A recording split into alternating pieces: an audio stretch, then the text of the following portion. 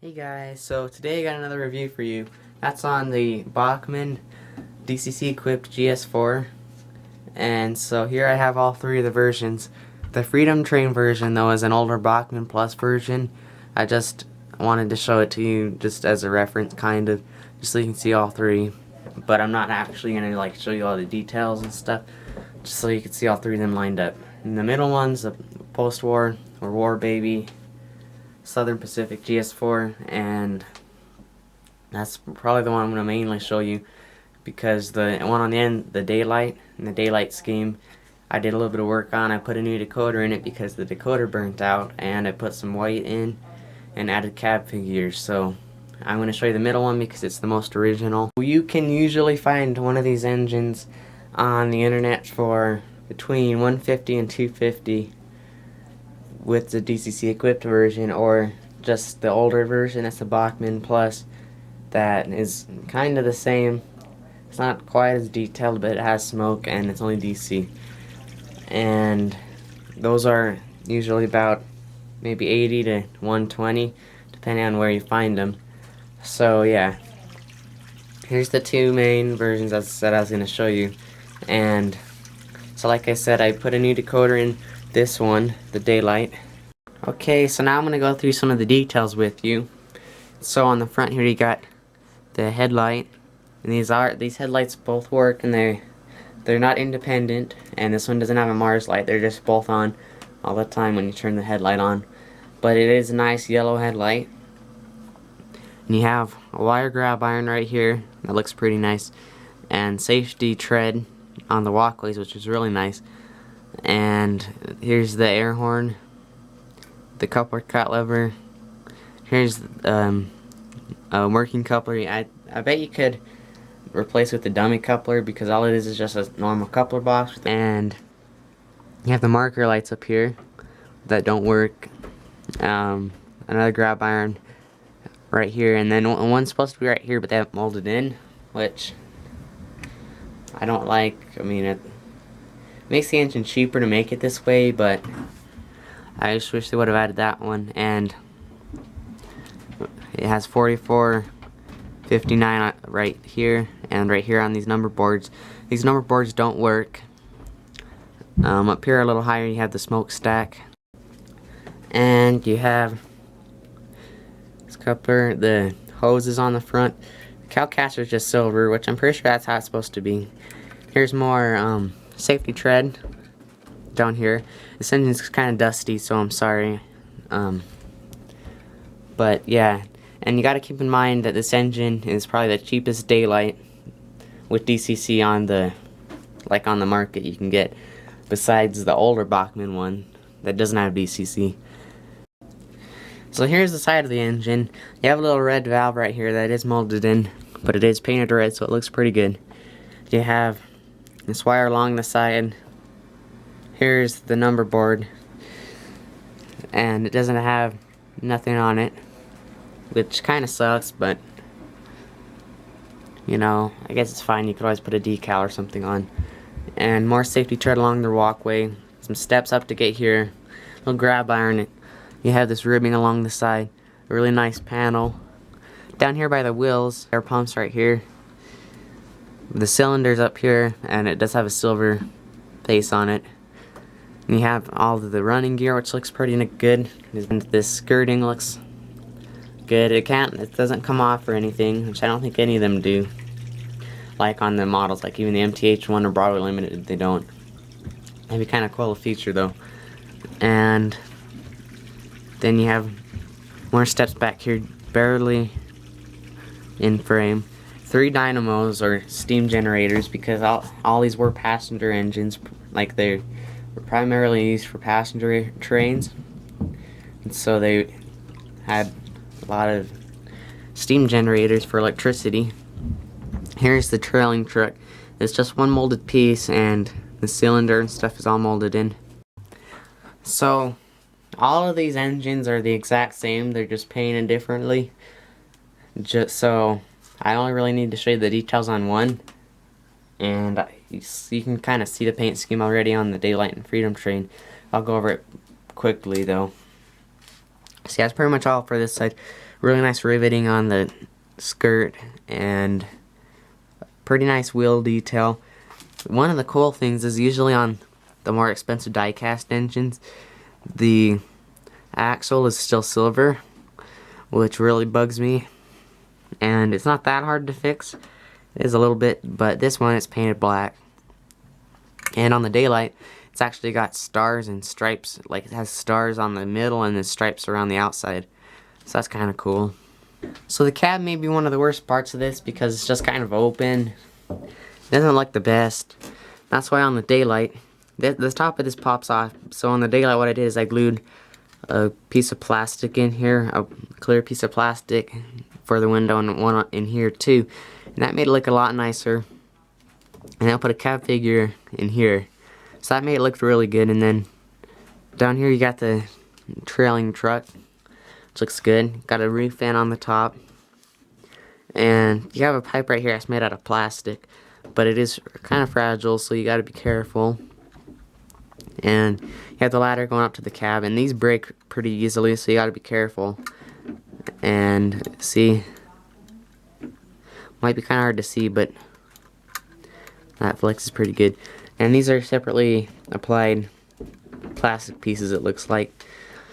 And you have a cab sunshade.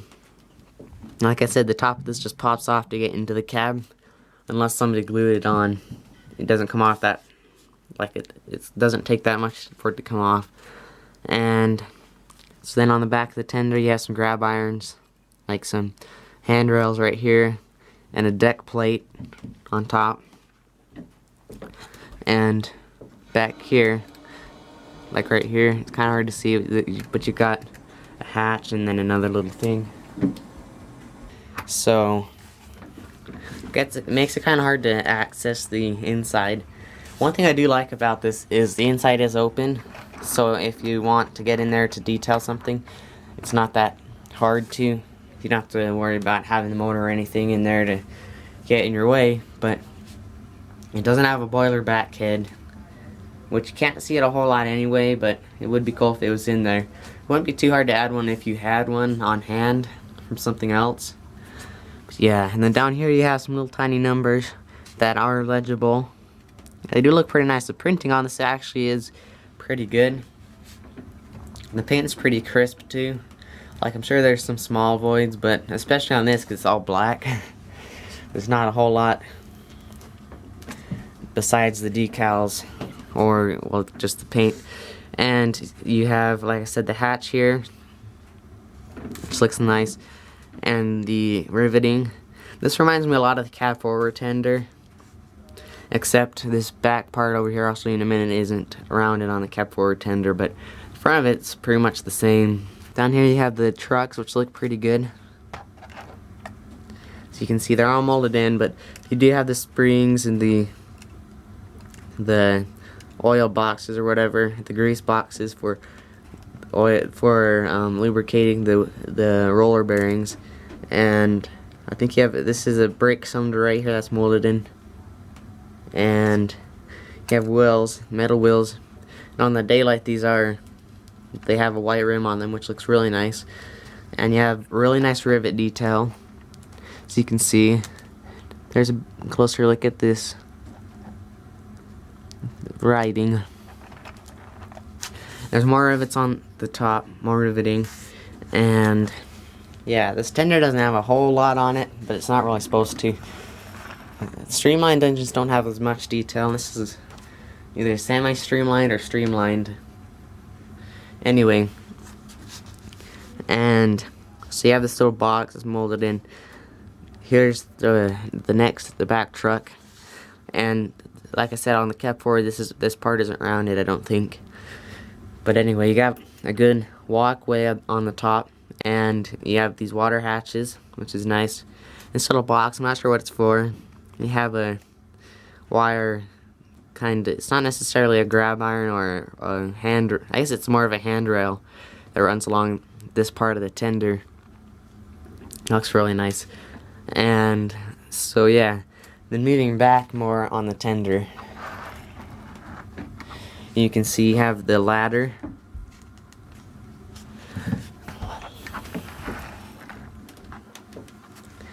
you have the ladder, and then a Bachmann plastic coupler, which kind of sucks, but yeah, they work okay. I mean, you could always replace it with a nice KD or something. And you have this molded in ladder, which looks okay, but it could have looked better if it was separately applied. You have more handrails on the back that are metal, and on this one they're black, and on the daylight they're left more of a shiny color, like more of a shiny gold color. So you have two molded in grab irons, which don't look too bad because you're not necessarily always looking at the back of the tender, but you can. What I've done on some engines is you can sand them off, carefully sand them off, tape off these rivets, sand them off really carefully and glue a new one to it, and then paint over it with the engine black, which looks okay if you're really careful.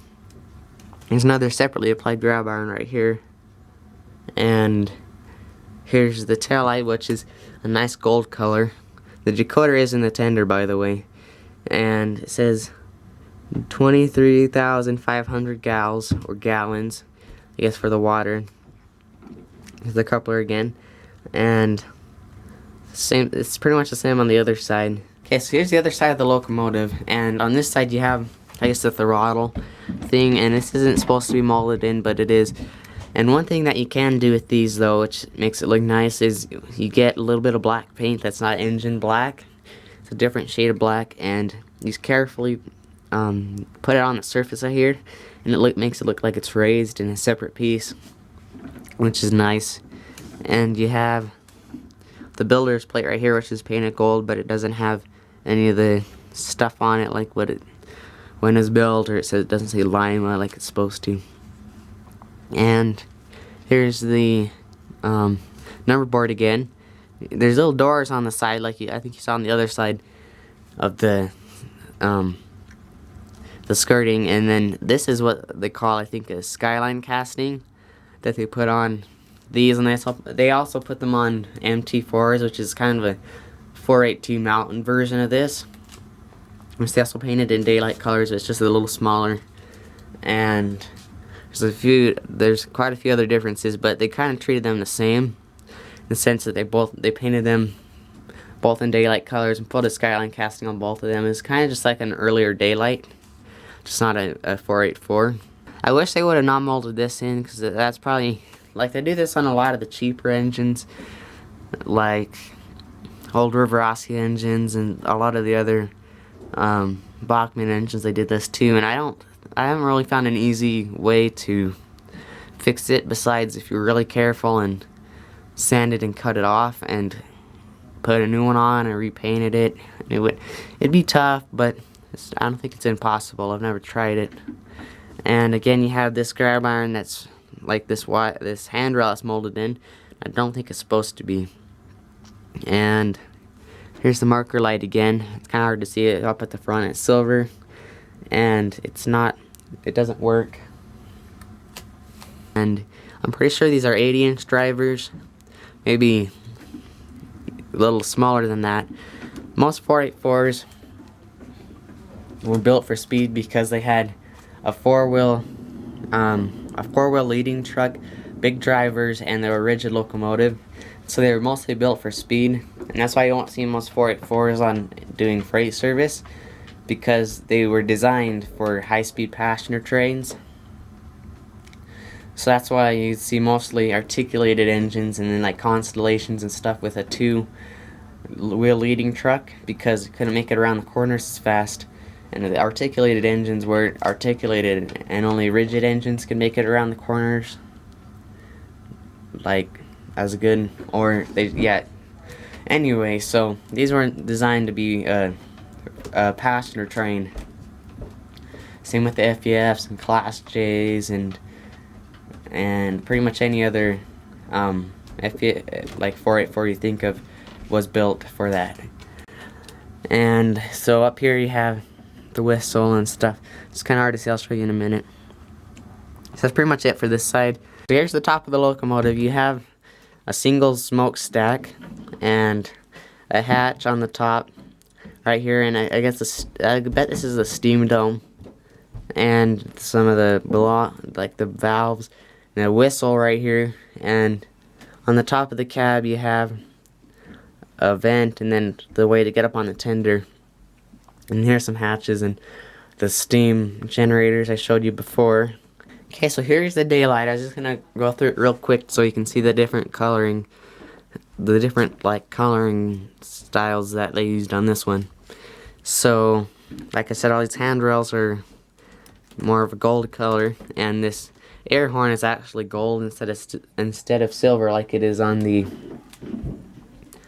post-war daylight. And the Freedom Train has gold, golden one too.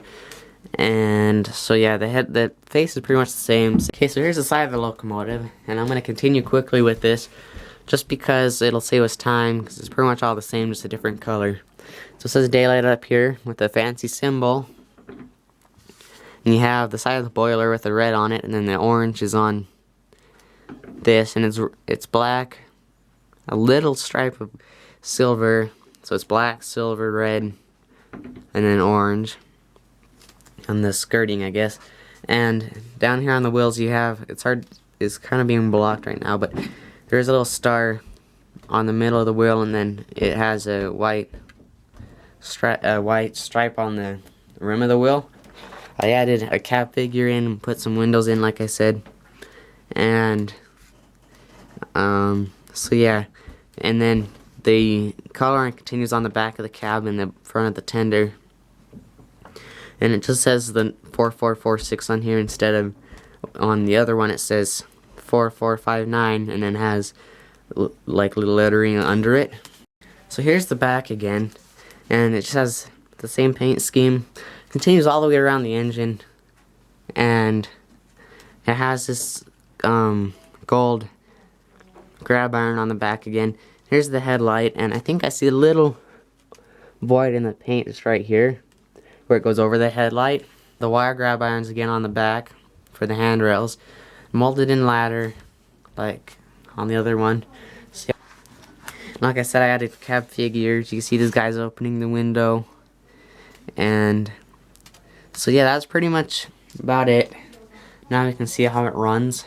Okay, so I'm going to show you the headlight now.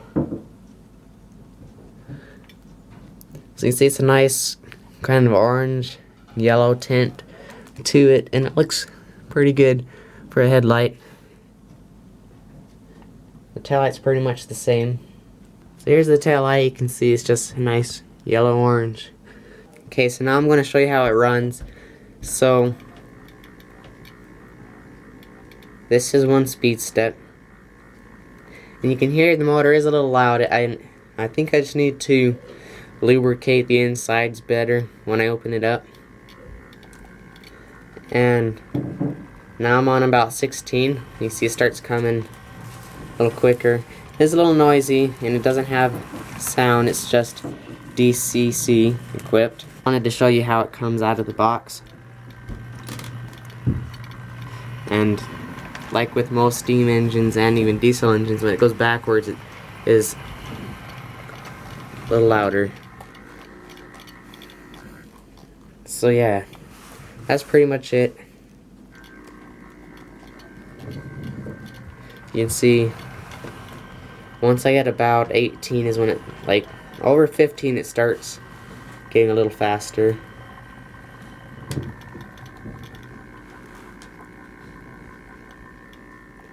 So it has okay slow speed control, but it is noisy.